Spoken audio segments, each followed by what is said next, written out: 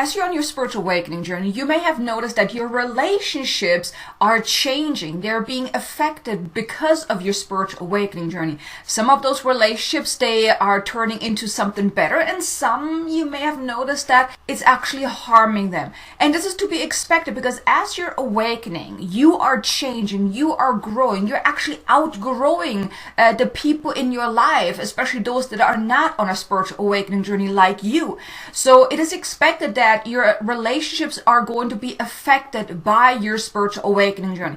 But of course, it's not always a good thing to deal with, right? If you're having people in your life and you're noticing that the relationship is being affected negatively, especially if it's affected negatively, it can hurt, it can be upsetting, and it could maybe even cause you to hold back, to play small, to not really shine your light, or not even to continue on your path, and maybe even not want to continue on your path of your spiritual awakening because of how it affects your life, your relationships, and the people that you care about.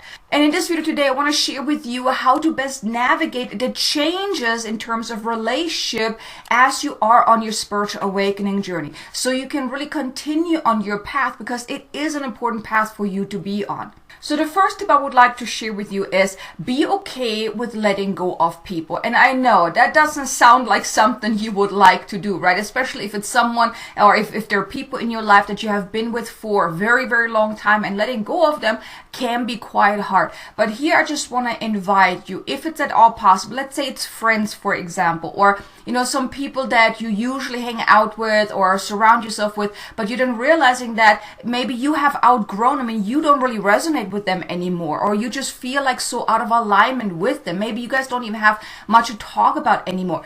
That isn't a good sign that maybe you then need to split path, go on your own path, because they too need to go on their own path as well. And their path may not be the same path as yours. So be okay to let go of certain people. Yes, in the beginning, it is not comfortable. It is not pretty. It may even hurt if you're noticing that you are drifting apart, that certain people in your life, maybe even very close loved ones, that you just don't feel in alignment with them no more. And maybe there are some negative effects because of that. But just know that every person has their own path that they're meant to walk on. And your path may just be the spiritual path, the spiritual awakening path, and theirs may not. So here, be okay to let certain people go, because they now need to go on their own path, and you need to continue on your path. And even though in the beginning it's not going to feel very good, it will feel better as you then move along, as you then realize that, it was good that I let them go, because now they can go on their path and they're not holding me back anymore. So here, just learn to be okay with that, with letting certain people go, because also people come into our life for a specific reason and also for a specific time frame. Think of it like that. Once their contract is up with you, once their agreement that they have made, on a soul-to-soul level, when that comes up, when that is done, well, they need to then go their path and you need to go yours. Okay? So yes, even though it can be challenging to let someone go, just try to be okay with it if it is to your highest and greatest good. And of course, also the highest good of them as well. Then the second tip I want to share with you is don't overshare. Now, I get it when you're on your spiritual awakening journey and you're experiencing all these amazing, mind-blowing things, and then also sometimes the not so good things. You want to share that with others, especially the good things. You want to share with others, all the amazing experience that you're having. And also, even if you're experiencing a lot on the negative side and you want to just, vent with someone. So you may have those instances where you would like to share about the good experience, also or maybe even the negative experience that you're having. But if the people that you want to share it with are not on this path, they don't understand. So you may actually then push it on to them and they feel quite triggered by it. So that's when you then may notice that they are actually pulling away. So here, just be cautious. Pay attention to their reaction. You can kind of test the waters. Whenever you're sharing something, okay, pay attention to how are they responding to it. If you're noticing that they're kind of pulling away, or they're kind of like constricting the energy, or they're just kind of giving you that funny look, or maybe also what they're saying, will give you a good indicator of how open they are to receiving what you want to share with them. And if you're noticing that they are really blocking this, they're in resistance, they don't want to hear this, then just be okay with it and say, okay, never mind, I'm not going to share with you anymore. I mean, just say it in your mind, but for yourself then decide, this is just not a person I can share this with. Now here, you can always share just a tiny little bit, like, yeah, I'm having a good day today, I had some great experiences today, but how was your day? Things like that. You kind of touch on it to then see, well, do they want to know more? So here, really just be careful. Don't overshare, because you can push people away with that. Especially if this is not their path and they simply don't resonate with all that spiritual woo-woo stuff that simply is not in alignment with them. Okay, so just be okay with that. Don't overshare. Don't push it onto them. Like, even though you may say, oh my God, this has helped me so much, I just want them to know, don't. Like I said, you can hint something and see how they're responding to it. You can even just lead by example. When you're doing your work, when you're going about your life, you're following your path, that is always an invitation for others to say, hey, what are you doing? You're looking so much brighter. You're looking so much happier. What are you doing? I want to know what you're doing. And then you can share, right? But never overshare or push it onto someone, because that can actually backfire onto you, where where you didn't have that negative effect on the relationship. Then the third tip is, you can also explain to them and ask for their understanding, especially if it's like close family and friends. You can share with them, hey, I'm on the spiritual awakening journey now. I'm going to experience different things that you may not resonate with, that you may even think is absolutely nuts and crazy. But I want to ask you for your understanding, because this is very important to me. I know I need to follow this path. So even though there are going to be times when you don't understand what I'm experiencing or what I'm telling you, please just be open to just be okay with it. Accept me for who I am and for this path that I choose for myself to be on now. When you do that, that lets them know that yes, there are going to be times when you may share something that they don't resonate with, that they don't understand, but you're asking for their support, their understanding, to support you on your path. Right? If you do that, if you right away put that out there, that already sets the stage, so they're not being then bombarded or overrun by you having those experiences, right? So do that. That can also help with, because then they have a choice if they didn't want to stick around and support you or not, right? But just explaining it and asking for their support can also help with navigating the changes to your relationships during your spiritual awakening. Then the fourth tip is, you may want to look for like-minded souls, people that are also on their spiritual awakening journey. And there are so many different ways you can do that. For one, there are Facebook groups. I'm not really a big fan of Facebook groups, but if you're wanting to do something online, there are Facebook group. You can go to meetup.com to see if there are any local groups that are around spiritual awakenings or the spiritual path or whatnot.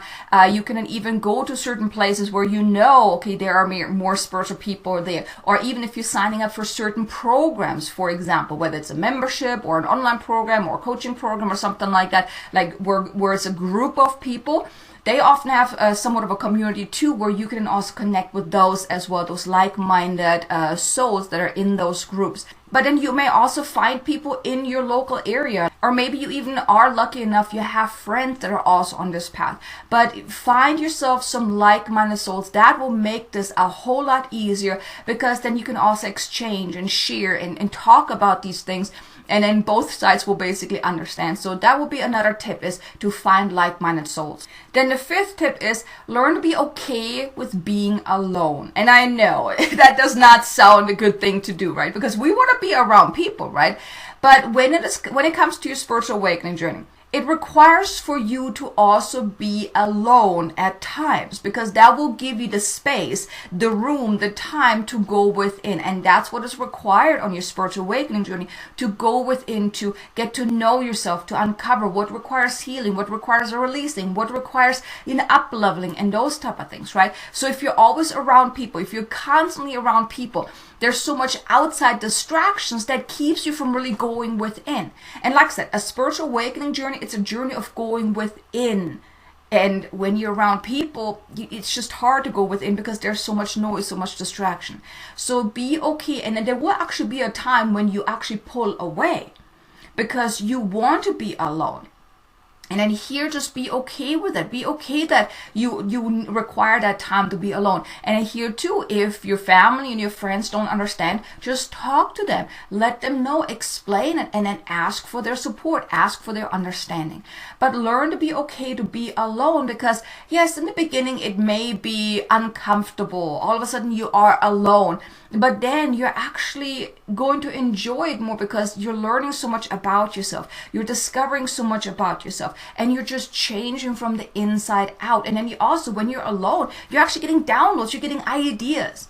I cannot tell you how many times have I received insights when I was just sitting alone and really just tuning in. And it wasn't even really just during meditation. I like to just go outside in my backyard when the weather is nice and just be out and just be.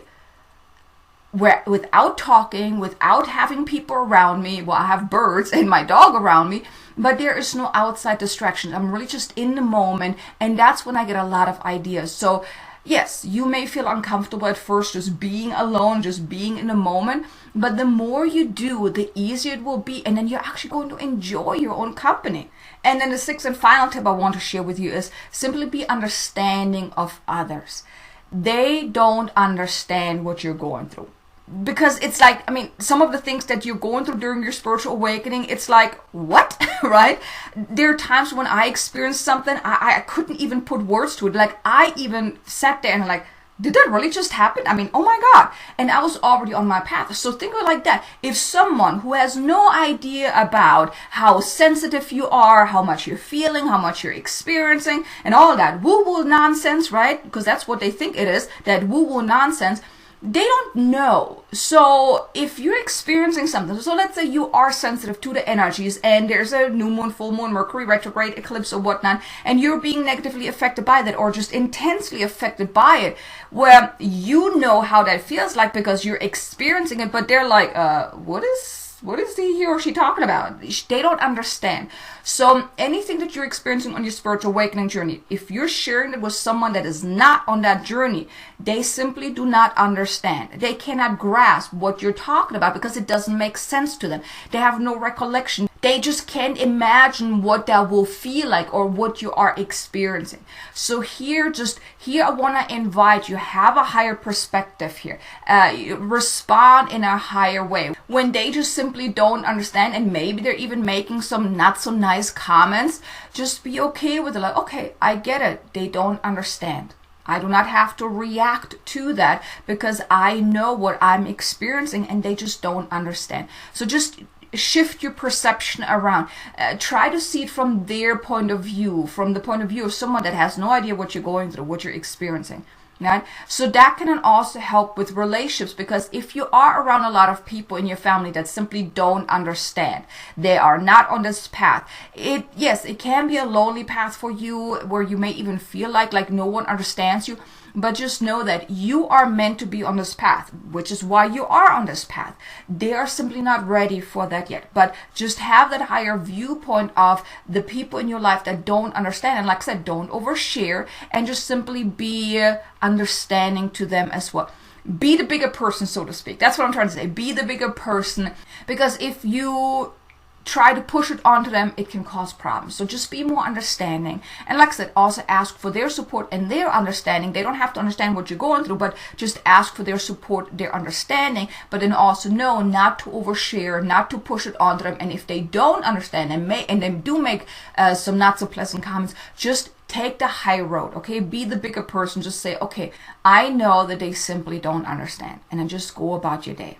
So here are the 6 tips I wanted to share with you, how to better navigate the changes that come with your spiritual awakening as it relates to your relationships. So I really hope that it helped you, gave you some insights. If you liked this video so far, do me a favor, hit the like button and leave me a comment below. Let me know. Have you noticed any changes to your relationships and how are you navigating those changes? I would love to know. Leave me a comment below. But thank you so much for being here. Now be sure to check out this video here is about understanding your path as a light worker, which you are if you're here watching this, so you can get a better understanding of that as well. And I look forward to seeing you again in the next video. Until then, make an amazingly abundant and successful day. Namaste.